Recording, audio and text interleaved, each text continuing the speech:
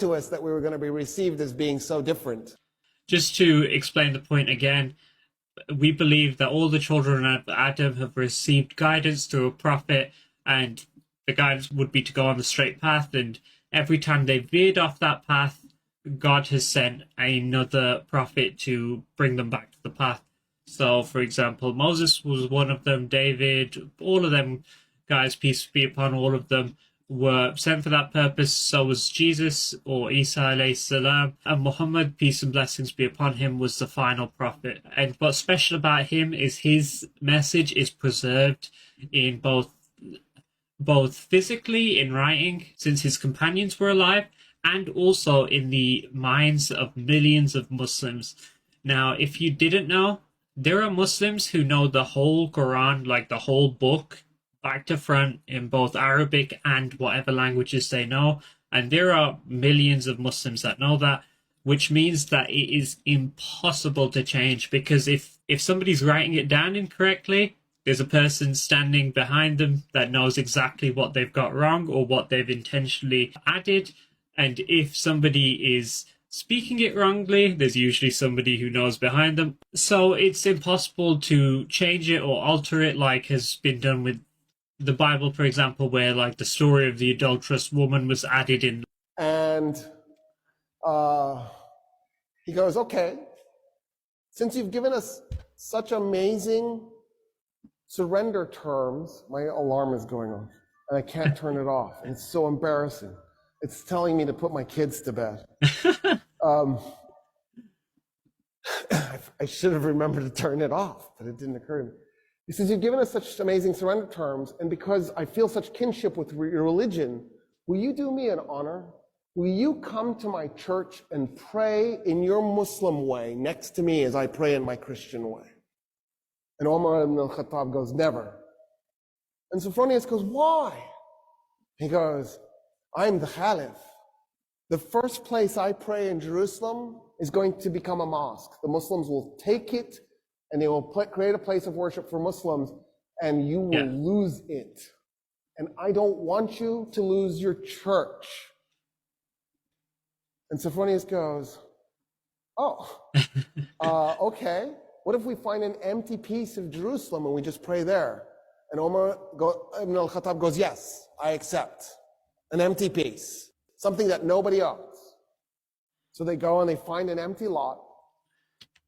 One thing that was very important to Muslims when they were taking over places and stuff like that was never to impoverish the locals or take what isn't rightfully theirs, because they were conquering for specific reasons, and their reward was not the reward of stealing from those people. It was the reward that they would get from God in the next life. And they pray. The Archbishop in his Christian way, the Caliph in his Muslim way, side by side. That is so amazing. Can you imagine that spot, commemorating the first place that the first Muslim Caliph prayed in Jerusalem. He nailed it. He knew what was coming. And he saved the Church of the Holy Sepulchre for Christians. Isn't that crazy? Because that's the church Sophronius wanted him to pray in. Wow. At that point, the Caliph says, I want to see the Temple Mount. And Sophronius goes, why? And the Caliph goes, because it's holy.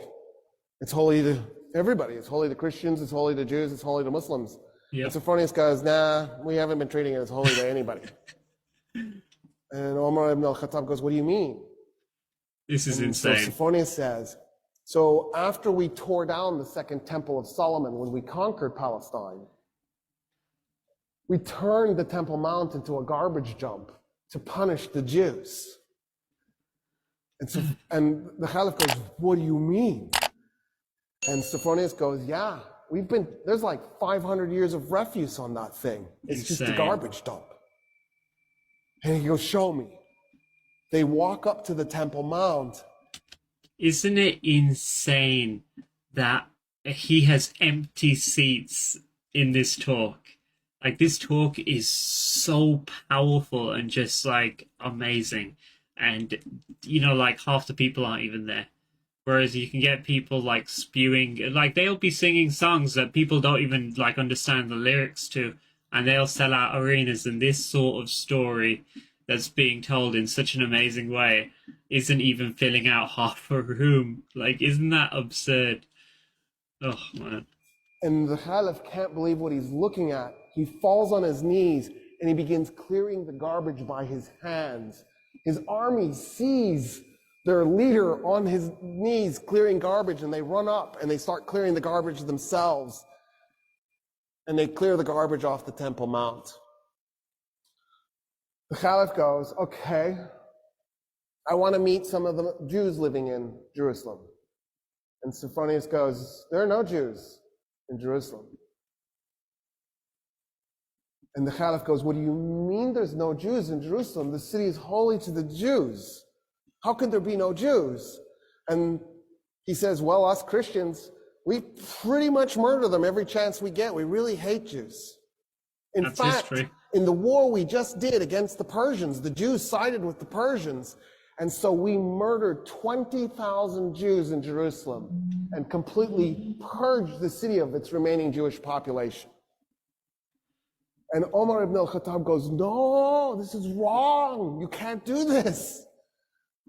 And so he turns to a convert to Islam, a Jewish convert to Islam, and he says, I need you to find me 80 Jewish families that were willing to volunteer to move to Jerusalem so we can reestablish a Jewish presence in this city.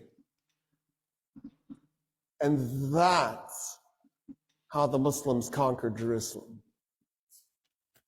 And that's how the Muslims conquered Jerusalem. That is such a sick line to end with. That is such a beautiful story. And I am just so lost for words. I've watched this so many times. Believe it or not, I tried to do this reaction video like 6 times today, and I've been interrupted every time. So I've watched this story like 10 plus times, and it gives me goosebumps every time. And I'm just so like, ugh. I can't articulate myself correctly afterwards because it's so amazing. But anyway, back to the topic. Did you hear the end bit? Ever since Muslims conquered Palestine, they intentionally brought in Jews. Okay, just as I mention it, I get interrupted again. Give us a sec. So I think you can tell from the end of that story that since the start of Islam, we have actually recognized the need and the right of Jews to be in Jerusalem. And that carried on for over 1,000 years. Muslims, Christians, Jews, all living in harmony in the sacred land of Palestine. Anyway, please pray for our brothers and sisters in Palestine, and subscribe for more. Share this with other people you think need to learn this story.